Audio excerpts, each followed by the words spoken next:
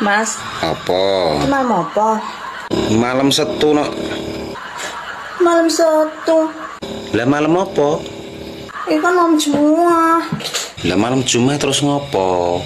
Ih, Mas, aku wayah jatah aku yang lali.